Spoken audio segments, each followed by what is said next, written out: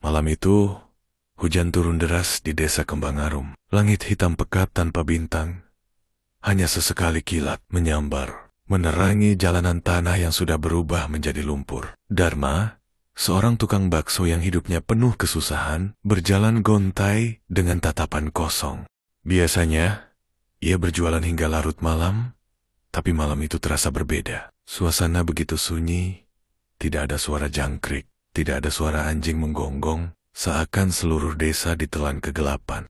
Dharma menggigil, bukan hanya karena dingin, tapi karena firasat buruk yang mengganggu pikirannya. Dagangan hari itu hanya laku sedikit. Lagi-lagi, ia harus pulang dengan tangan hampa. Warung baksonya yang kecil, tempat ia mangkal yang sederhana semakin sepi pengunjung. Sementara, utang menumpuk dan istrinya yang bernama Wati mulai mengeluh setiap hari. Kapan kita bisa hidup enak, Mas? Sampai kapan aku harus makan tempe terus? Kata-kata istrinya masih terngiang di kepalanya. Ia ingin sukses, ingin kaya, ingin hidupnya berubah. Tapi, bagaimana caranya? Saat pikirannya sibuk bergulat dengan kegelisahan, tiba-tiba roda gerobaknya macet. Ia menunduk dan melihat ada akar besar melintang di tengah jalan. Sejak kapan ada akar di sini? Gumamnya heran. Ia mencoba mengangkat roda gerobaknya. Tapi entah kenapa gerobak itu terasa lebih berat dari biasanya. Angin dingin bertiup, membawa serta bau anyir yang menyelinap ke hidungnya. Jantungnya mulai berdegup lebih cepat. Saat itulah ia menyadari, di kejauhan berdiri sesosok lelaki tua dengan tubuh kurus kering, mengenakan kain hitam panjang, wajahnya dipenuhi kerutan. Matanya cekung, tapi bersinar tajam. Dharma menelan ludah. Ia belum pernah melihat orang itu sebelumnya. "Kamu ingin kaya, Nak?" Suara si kakek terdengar berat tapi jelas. Dharma terkejut. Bagaimana lelaki tua itu tahu apa yang ia pikirkan? Apa maksudnya, Kek? Kakek itu mendekat. Langkahnya pelan, tapi terasa mengintimidasi. Ia tersenyum, mengangkat tangan keriputnya, dan menunjuk gerobak Dharma. "Bakso ini bisa membuatmu kaya raya, kalau kau mau mendengar penawaranku." Angin semakin kencang. Dharma menelan ludah. Nalurinya mengatakan ia harus lari. Tapi entah kenapa, kakinya terasa berat. Ada sesuatu yang menahannya di tempat. Kakek itu kemudian mengeluarkan sebuah gulungan kain putih kotor dari balik jubahnya. Kain itu terlihat lusuh, seakan sudah berumur ratusan tahun. Ketika dibuka, ada tulisan aksara Jawa kuno dengan bercak merah yang terlihat seperti darah. "Ini perjanjian dengan mereka yang ada di bawah," katanya dengan suaranya yang semakin dalam. Dharma mulai gemetar. "Mereka?" tanya Dharma kebingungan. "Mereka yang bisa memberimu kekayaan tak terbatas, yang bisa membuat warung bakso kecilmu menjadi besar, yang bisa membuat semua orang berbondong-bondong datang kepadamu." Hujan semakin deras, tapi anehnya, tubuh si kakek tetap kering. "Apa yang harus aku lakukan?" tanya Dharma, suaranya bergetar. Kakek itu mendekat, berbisik di telinganya. "Setiap malam suro, kau harus memberi mereka satu nyawa manusia sebagai tumbal." Dharma merasa darahnya mengalir lebih cepat, tubuhnya merinding. "Nyawa manusia?" tanya Dharma, kebingungan. Kakek itu mengangguk pelan. "Hanya satu nyawa, dan sebagai gantinya, kau akan mendapatkan daging istimewa yang bisa kau campurkan ke dalam bakso. Daging itu akan membuat pelangganmu ketagihan, membuat warungmu tidak pernah sepi." Dharma ingin mundur, tapi tubuhnya terasa beku. Tawaran ini gila. Masa membunuh manusia? Batin Dharma berkecamuk. Tapi, bagaimana kalau itu benar? Bagaimana kalau ini satu-satunya cara agar ia bisa keluar dari kemiskinan? Ia teringat istrinya yang selalu mengeluh. Ia teringat para pelanggan yang sering menghina baksonya. Ia teringat mimpinya untuk memiliki rumah besar dan warung bakso yang ramai. Dengan tangan gemetar, ia menerima kain putih itu. "Bagaimana caranya?" tanya Dharma. Si kakek tersenyum lebar, memperlihatkan giginya yang kuning. "Tunggu saja, malam suro pertama akan menuntunmu sendiri. Lalu, Dalam sekejap mata kakek itu menghilang, seolah tersapu angin. Dharma terdiam. Napasnya tersengal. Ia berdiri sendiri di tengah jalan yang gelap dan dingin. Tapi di dalam dadanya, ada sesuatu yang baru saja tumbuh. Sebuah keinginan yang kelam. Malam itu, Dharma pulang dengan tubuh gemetar. Ia tidak tahu apakah ia baru saja bertemu manusia atau sesuatu yang lain. Yang jelas, hidupnya tidak akan pernah sama lagi. Dharma tiba di rumahnya dengan langkah gontai. Hujan masih turun deras, membasahi tubuhnya hingga ke tulang. Tangannya yang gemetar masih mencengkeram kain putih lusuh yang diberikan oleh lelaki tua misterius itu. Nafasnya memburu, dadanya naik turun, sementara pikirannya kacau oleh kata-kata yang baru saja didengarnya. Di depan rumah, lampu temaram menerangi teras kecil yang mulai lapuk. Wati, istrinya, duduk di dalam rumah dengan wajah muram. Saat Dharma membuka pintu, Wati langsung menyambutnya dengan wajah kesal. "Baksonya laku, Mas?" tanyanya ketus. Dharma menggeleng, lalu duduk di kursi kayu yang sudah reot. Istrinya mendengus, lalu merapikan rambutnya yang berantakan. "Sampai kapan kita begini, Mas? Aku capek makan nasi sama tempe dan garam terus." Dharma tidak menjawab. Pikirannya masih tertuju pada perjanjian yang ditawarkan lelaki tua tadi. "Kalau Mas nggak bisa cari uang lebih banyak, aku terpaksa pulang ke rumah orang tuaku." Darah Dharma mendidih mendengar itu. Ia tahu, Wati bukan hanya mengancam. Dia benar-benar bisa pergi kapan saja. Lalu tanpa sadar, matanya melirik kain putih yang ada di pangkuannya. Kata-kata lelaki tua itu terngiang lagi di kepalanya. "Malam suro pertama akan menuntunmu sendiri." Dharma menatap kalender yang tergantung di dinding. Bulan sudah hampir habis, dan besok adalah malam satu suro.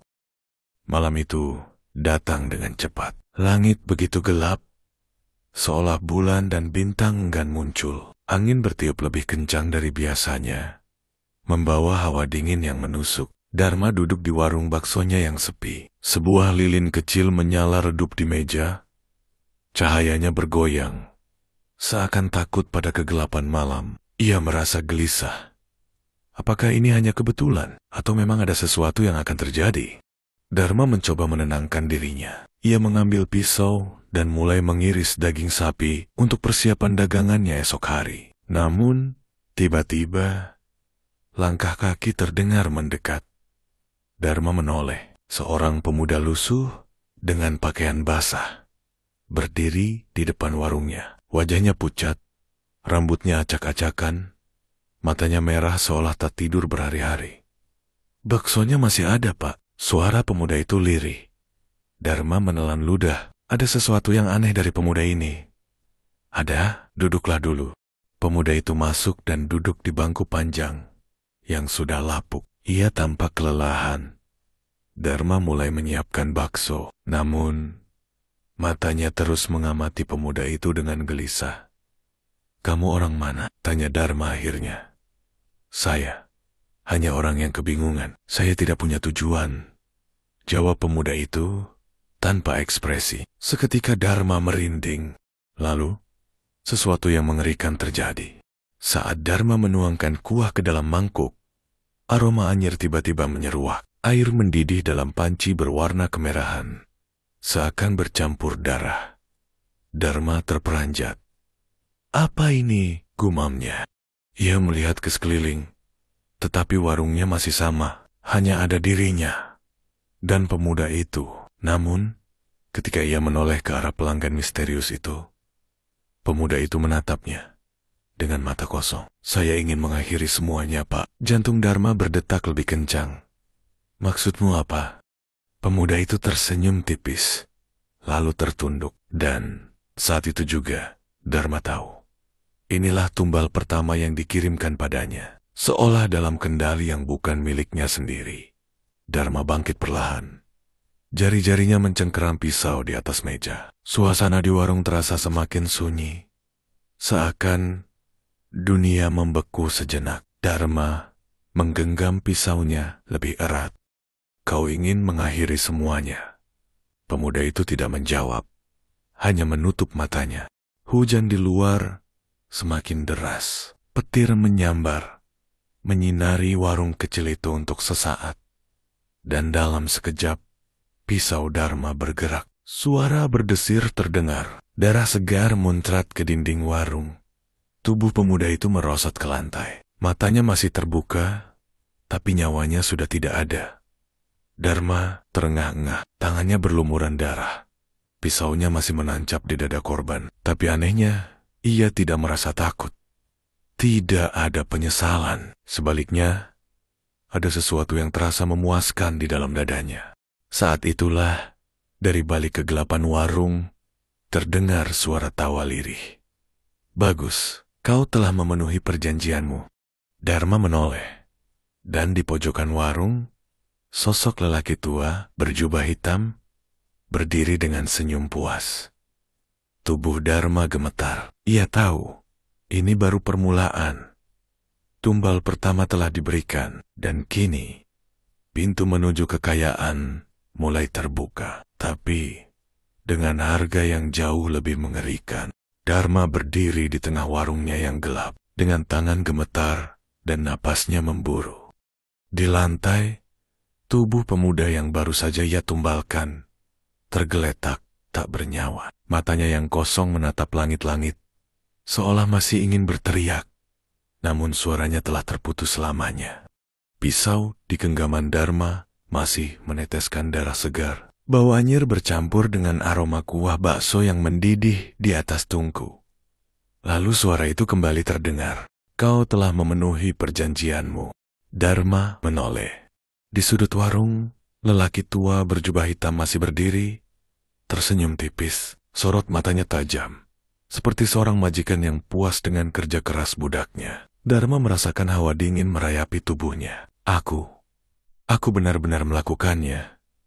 Suaranya bergetar. Lelaki tua itu melangkah mendekat. Tangannya yang kurus dan pucat menyentuh bahu Dharma.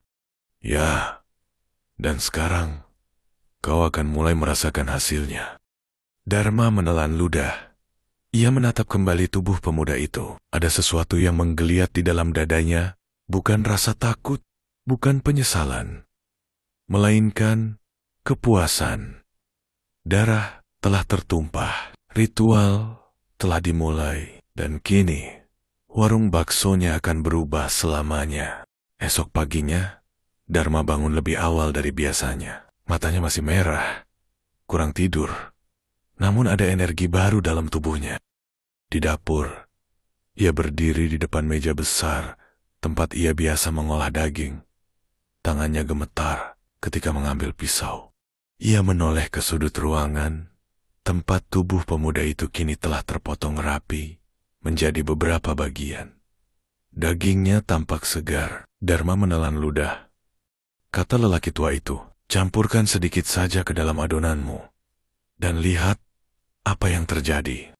Dharma ragu sejenak, namun kemudian, seolah ada kekuatan tak kasat mata yang membimbingnya, tangannya bergerak sendiri. Dengan hati-hati, ia mengambil beberapa potongan daging dari tubuh pemuda itu dan mencampurkannya dengan daging sapi yang biasa ia gunakan. Dharma menguleni adonan bakso dengan teliti. Tak ada perbedaan yang mencolok. Baunya tetap sedap, tapi ada sesuatu yang berbeda dalam hatinya. Senyuman tipis muncul di wajahnya. Mari kita lihat seberapa kuat pengaruhmu. Siang harinya, warung bakso Dharma yang biasanya sepi mendadak berubah. Awalnya hanya ada 1-2 pelanggan yang datang. Seorang ibu dengan anak kecil, seorang petani yang pulang dari sawah, dan seorang pedagang yang kebetulan melintas. Namun, dalam hitungan jam, warung itu penuh. Pak Dharma, tambah 1 porsi lagi, teriak seorang pria. Astaga, baksonya enak banget. Kenapa baru sekarang enaknya begini? Seru pelanggan lain. Dharma berdiri di belakang gerobaknya, matanya melebar. Ia menyaksikan sesuatu yang belum pernah terjadi sebelumnya. Semua orang makan dengan lahap. Kuahnya diseruput habis. Baksonya dikunyah tanpa sisa. Bahkan, ada yang langsung memesan porsi kedua sebelum yang pertama habis. Dan yang lebih aneh lagi, ekspresi mereka berubah. Wajah-wajah pelanggan yang semula biasa saja, kini tampak berbinar-binar. Mata mereka berbinar seperti seseorang yang sedang menikmati hidangan terbaik dalam hidup mereka. Bibir mereka tersenyum lebar. Beberapa bahkan terlihat seperti kecanduan. Dharma merasakan detak jantungnya semakin cepat. Pesugihannya berhasil. Daging manusia dalam baksonya benar-benar bekerja. Tiba-tiba, di antara keramaian, seseorang berteriak, "Pak Dharma, saya mau pesan 10 bungkus untuk dibawa pulang." Dharma tersentak. 10 bungkus. Lalu datang lagi suara lain. "Saya juga, 5 bungkus. 7 bungkus buat saya." Dharma hampir tak percaya. Seumur hidupnya berjualan bakso, ia tidak pernah mengalami hari seperti ini. Dalam waktu 2 jam, seluruh stok baksonya ludes. Para pelanggan masih menunggu. Beberapa bahkan kecewa karena kehabisan. "Besok jual lebih banyak ya Pak Dharma? Jangan sampai dihabiskan. Saya pasti balik lagi." Dharma mengangguk, masih terkejut. Ketika akhirnya warungnya tutup sore itu, ia berdiri di depan gerobak kosongnya dan menatap tangannya sendiri. Tangan yang tadi malah membunuh, tangan yang mencampurkan daging manusia ke dalam baksonya, kini adalah tangan seorang pengusaha sukses. Lelaki tua berjubah hitam itu benar. Ini baru permulaan. Malam itu, Dharma pulang ke rumah dengan kantong penuh uang. Ia melempar uang itu ke meja. Dan Wati yang biasanya mencibirnya terperangah. "Dari mana semua ini, Mas?" Dharma tersenyum. "Warung kita laku keras. Semua orang suka bakso kita sekarang." Mata Wati membesar. Ia mengambil beberapa lembar uang dan merasakannya, seolah takut itu hanya mimpi. "Astaga, ini pertama kalinya aku melihat uang sebanyak ini, Mas." Wati menatap suaminya dengan kagum. Sesuatu yang sudah lama hilang dalam pernikahan mereka. Dharma merasakan dadanya dipenuhi rasa bangga. Namun, di dalam kepalanya, suara lelaki tua itu berbisik lagi. "Nikmatilah. Tapi ingat, perjanjian ini tak bisa dihentikan begitu saja." Dharma terdiam. Keringat dingin mulai mengalir di pelipisnya. Ia tahu apa arti kata-kata itu. Ia tahu bahwa setiap bulan Suro akan ada tumbal yang harus ia berikan.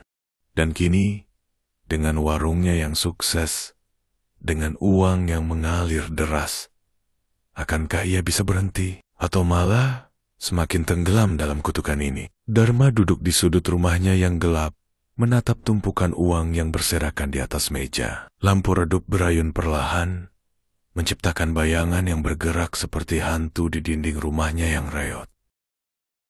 Dalam hitungan bulan, warung baksonya berubah dari warung sederhana menjadi tempat yang selalu dipadati pelanggan. Setiap hari, orang-orang datang berbondong-bondong, seperti semut yang mencium gula. Tapi, di balik senyumnya, ada sesuatu yang menggerogoti pikirannya. Perjanjian itu, suara lelaki tua berjubah hitam, masih terngiang di kepalanya. "Nikmatilah. Tapi ingat, perjanjian ini tak bisa dihentikan begitu saja." Dharma menelan ludah. Ia tahu, dalam hitungan minggu, bulan Suro akan kembali tiba. Dan itu berarti, ia harus mencari tumbal lagi. Dharma mencoba mengusir pikirannya. Ia bangkit dari kursi, berjalan ke dapur. Di sana, Wati sedang memasukkan uang ke dalam sebuah kaleng besar. "Mas, aku masih nggak percaya ini semua terjadi," gumamnya. "Kita bisa beli rumah baru. Mungkin di kota. Mas nggak perlu capek-capek dorong gerobak lagi." Dharma tersenyum kecil. "Iya, nanti kita pikirkan."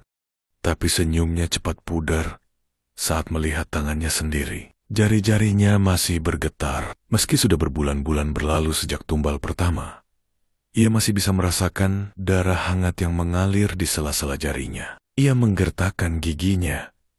Ia tak boleh terlihat lemah. Ia harus bersikap seolah semuanya baik-baik saja. Namun, semakin ia berpura-pura, semakin kenyataan itu menghantuinya. Malam itu, Dharma tidak bisa tidur. Ia duduk di teras rumahnya, merokok sambil menatap langit gelap. Suara jangkrik bersahutan, angin malam berhembus dingin. Tiba-tiba, ada sesuatu yang mengusik telinganya. Dharma. Ia menoleh cepat. Kosong, tidak ada siapa-siapa. Namun, saat ia kembali menatap ke depan, bulu kuduknya berdiri. Di seberang jalan, di balik pepohonan, seseorang berdiri di sana. Seseorang tanpa wajah. Sosok itu berbalut bayangan. Tubuhnya tinggi dan kurus.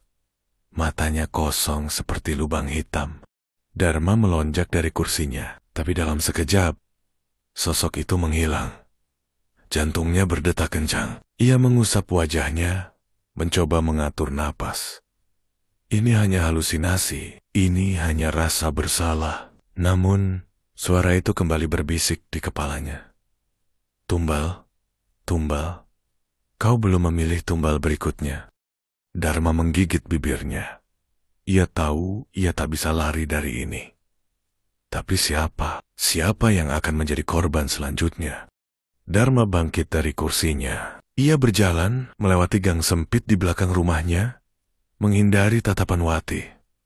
Ia harus mencari tempat untuk menenangkan pikirannya. Ia butuh tempat untuk menyembunyikan rahasia ini. Langkahnya terhenti di depan sebuah bangunan tua di ujung desa. Dharma melihat kandang sapi tua yang sudah lama terbengkalai. Dharma menatap bangunan itu lama.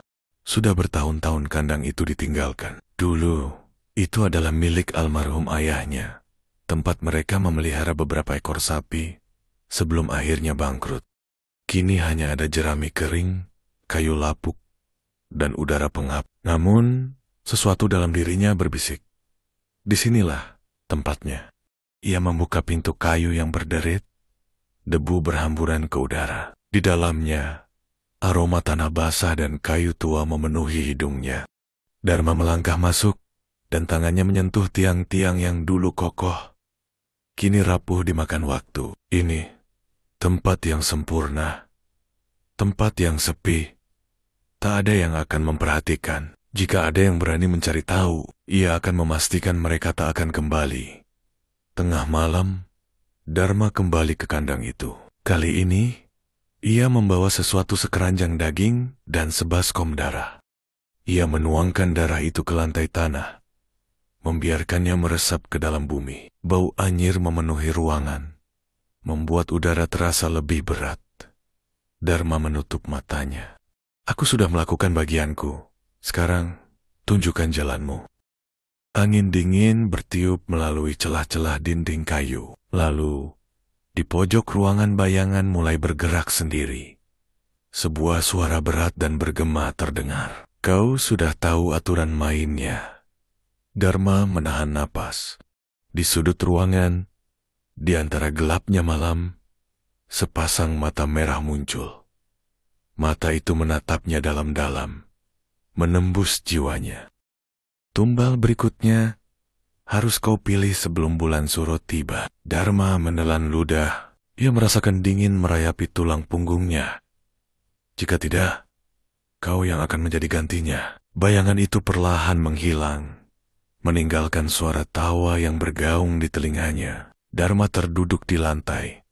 Jantungnya berdegup kencang. Kandang tua ini bukan lagi sekadar bangunan kosong. Ini adalah tempat kematian. Tempat ia akan mengorbankan lebih banyak nyawa, dan tidak ada jalan untuk mundur.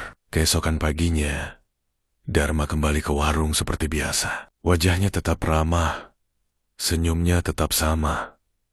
Namun, jauh di dalam pikirannya, ia sudah memilih calon tumbalnya. Dan kali ini, ia tahu, ia tak bisa melakukannya sendirian. Ia butuh seseorang untuk membantunya. Seseorang yang bisa ia kendalikan. Seseorang yang tak akan bertanya. Dharma duduk di balik meja kasir warung baksonya, menatap beberapa orang di warungnya. Jarinya mengetuk-ngetuk permukaan kayu yang sudah mulai mengelupas, dan bibirnya perlahan menyeringai. Dari sudut matanya, ia memperhatikan seorang pemuda yang baru saja masuk warungnya. Seorang pekerja serabutan di desanya yang bernama Badri.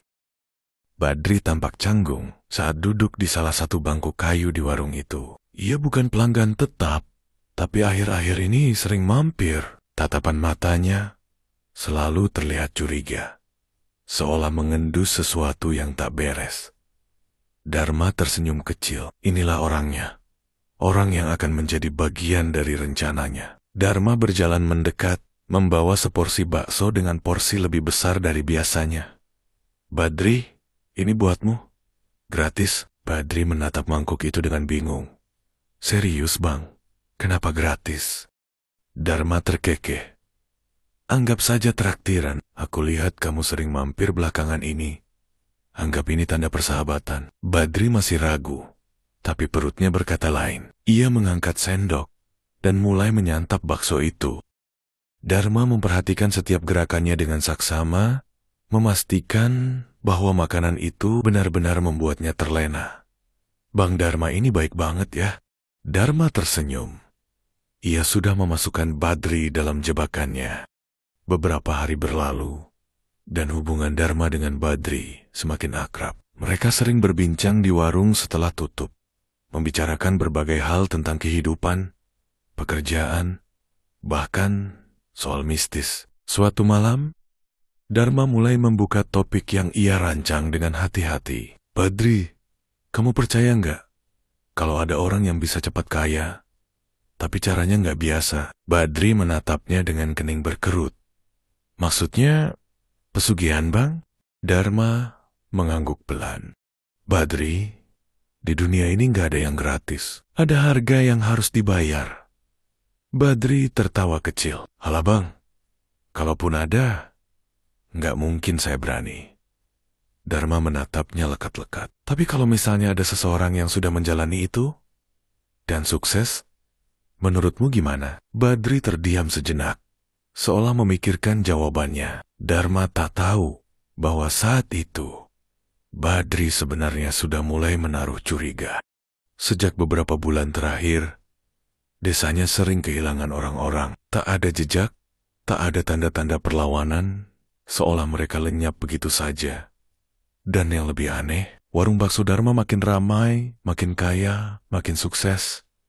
Badri menelan ludah. Ia tersenyum tipis, menyembunyikan rasa gelisahnya. Kalau memang ada yang kayak gitu, pasti ngeri banget bang. Dharma tersenyum puas. Dharma mengira Badri sudah jatuh ke dalam perangkapnya. Dia tak tahu bahwa pemuda itu sudah mulai menyusun rencana lain. Rencana untuk menghancurkannya. Suatu malam, Badri diam-diam membuntuti Dharma. Ia melihat Dharma berjalan ke arah kandang tua di ujung desa, membawa sebuah karung besar. Badri menahan napas di balik pohon, menajamkan pendengarannya. Di dalam kandang, Dharma menumpahkan isi karung itu seonggok daging merah dan tulang yang masih berlumuran darah. Badri nyaris muntah. Ini bukan daging sapi.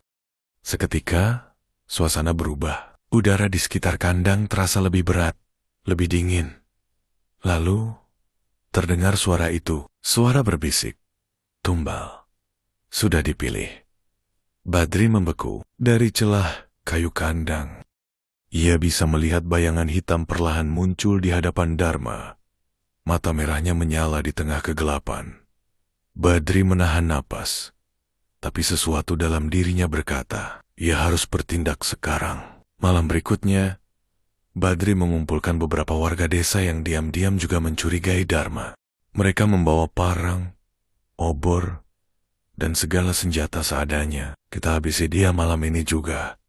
Dia harus dihentikan, kata Badri tegas. Dengan langkah hati-hati, mereka menyusuri jalan setapak menuju kandang tua. Udara malam terasa semakin dingin.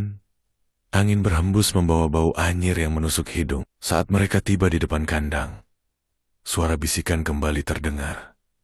Tumbal. Sudah dipilih. Badri memberi isyarat pada warga. Kita masuk sekarang. Mereka mendobrak pintu kandang. Namun kandangnya kosong. Tak ada Dharma di dalamnya. Hanya sisa-sisa darah yang sudah mengering di lantai tanah. Mana orangnya? Seru salah satu warga. Badri kebingungan. Tiba-tiba, pintu kandang menutup sendiri dengan keras. Api obor berkedip liar. seolah diterpa angin kencang yang tak terlihat. Suasana menjadi semakin mencekam. Lalu, terdengar suara Dharma tertawa keras. "Kalian pikir bisa menjebak aku?" Dari kegelapan, Dharma muncul dengan tatapan penuh kebencian. Tangannya menggenggam sesuatu, sebuah pisau besar yang berlumuran darah segar. Badri dan warga tersentak mundur. "Kalian sudah masuk ke tempat yang salah. Dan kalian adalah tumbal berikutnya," bisik Dharma. Suara teriakan menggema di dalam kandang. Badri berusaha melawan, tapi sesuatu yang tak terlihat menyeretnya ke lantai. Matanya melihat bayangan hitam dengan mata merah. Makhluk itu menjulur dari kegelapan, membungkus tubuhnya dalam cengkeraman dingin. Satu persatu warga desa yang ikut malam itu hilang. Dharma berdiri di tengah kandang, tersenyum puas. Ia mendekati Badri yang masih menggeliat kesakitan di tanah.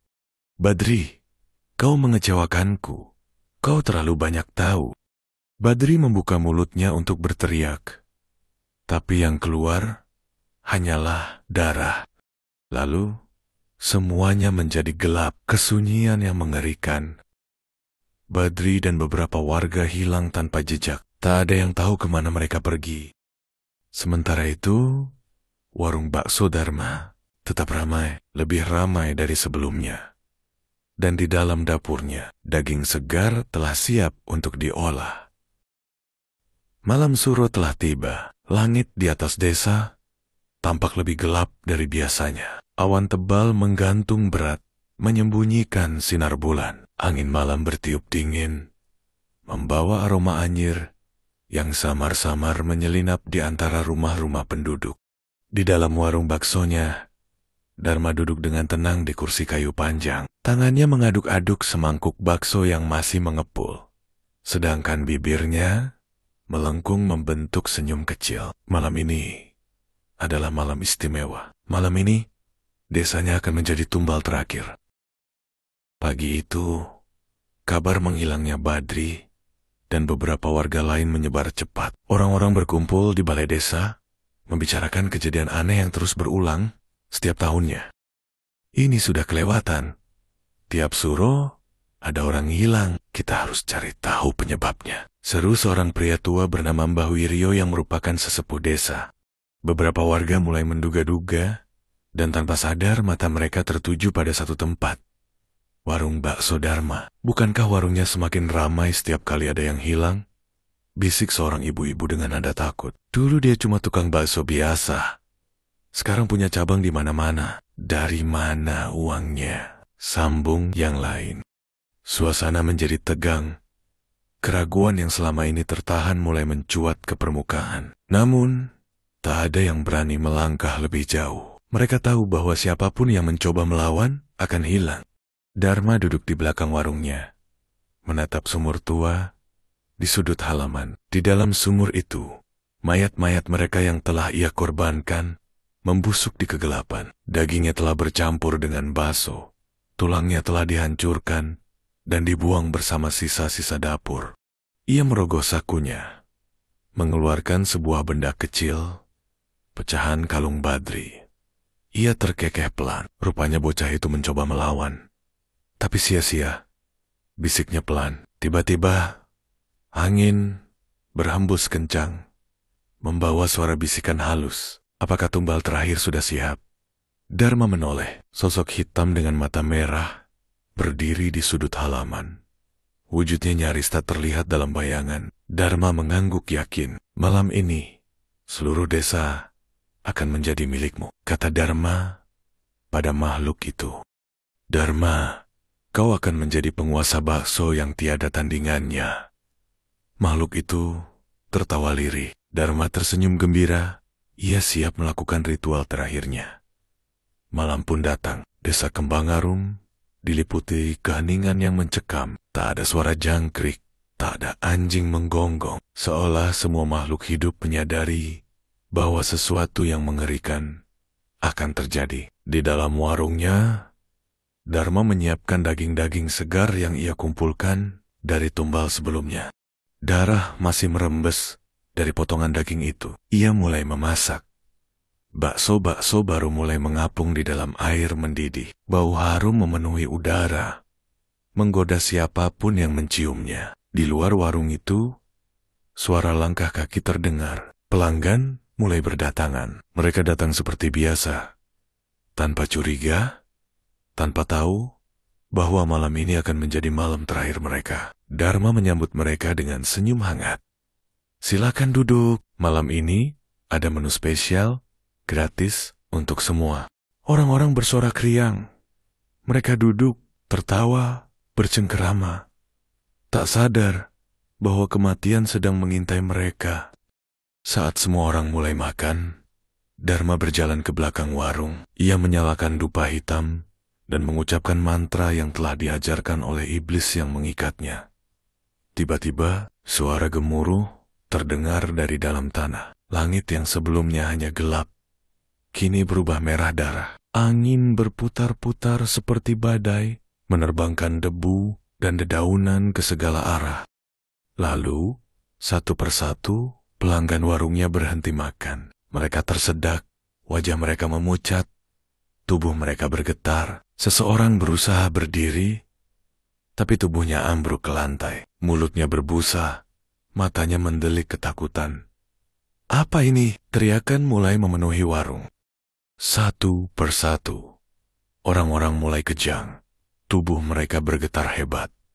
Dan dalam hitungan detik, mereka semua mati. Dharma berdiri di ambang pintu, menyaksikan pemandangan itu dengan tatapan puas. Ia mengangkat kedua tangannya ke langit, tertawa keras. Akhirnya, desa ini menjadi milikmu, wahai tuanku. Terimalah tumbalku. Terimalah seluruh desa ini. Dari tengah warung, darah mulai mengalir, meresap ke tanah seperti akar yang mencari makanannya. Dan saat itu juga, tanah mulai bergetar hebat. Dari dalam sumur tua, sesuatu keluar. Sosok itu tinggi, hitam, dengan mata merah yang menyala seperti bara api. Ia mendekati Dharma. Dan saat ia berbicara, suaranya seperti guntur yang meledak di dalam kepala Dharma. Tumbal terakhir telah dipenuhi. Sekarang saatnya kau menerima bagianmu. Dharma tersenyum lebar. Ya, aku siap. Namun, makhluk itu tidak tersenyum. Matanya menyala lebih terang. Cahayanya menembus tubuh Dharma. Bagianmu adalah kehancuran. Suara jeritan terdengar di seluruh penjuru desa. Orang-orang yang tidak sempat ke warung, tiba-tiba merasakan tubuh mereka terbakar dari dalam. Anak-anak menangis, orang tua bersujud memohon ampun. Tapi, semua sudah terlambat. Langit yang merah semakin gelap. Dan dari tanah, tangan-tangan hitam mulai muncul, merenggut siapapun yang ada di dekatnya. Satu persatu, rumah-rumah runtuh ke dalam tanah. Pohon-pohon kering dan tumbang. Tanah mereka seolah marah. Suara tawa Dharma masih terdengar. Sampai akhirnya, suara itu berhenti. Dan yang tersisa hanya kesunyian. Keesokan harinya orang-orang dari desa sebelah datang ke Kembangarum. Mereka menemukan sesuatu yang tidak bisa mereka percayai. Desa itu telah lenyap. Tak ada rumah, tak ada warung bakso, tak ada jalanan desa. Yang tersisa hanyalah tanah kosong yang menghitam, seperti telah dilahap oleh api neraka. Tak ada satupun penduduk yang ditemukan. Tak ada tanda-tanda kehidupan. Dan di tengah tanah yang hangus itu, berdiri sebuah sumur tua. Dari dalamnya, samar-samar terdengar suara rintihan kesakitan. Sisa-sisa bangunan desa yang telah hancur masih menyisakan bau amis darah. Beberapa hari kemudian, Dharma kembali ke desa. Dia menatap lahan kosong yang dulunya adalah desa Kembangarum. Saat ini tidak ada yang tersisa. Hanya reruntuhan rumah, pohon-pohon gosong, dan tanah yang menghitam. Desa itu telah musnah, seperti yang telah dijanjikan oleh sosok hitam yang memberinya kekuatan. Ia berdiri di tengah puing-puing, menggenggam karung berisi emas dan perhiasan. Tubuhnya masih berlumuran darah kering yang bukan darahnya, melainkan sisa-sisa dari tumbal terakhir yang ia serahkan sebelumnya. sudah waktunya kita pergi selamanya dari tempat ini. Wati, yang sejak awal menginginkan kehidupan yang lebih baik, kini tersenyum puas. Mereka telah menang dengan harta yang melimpah.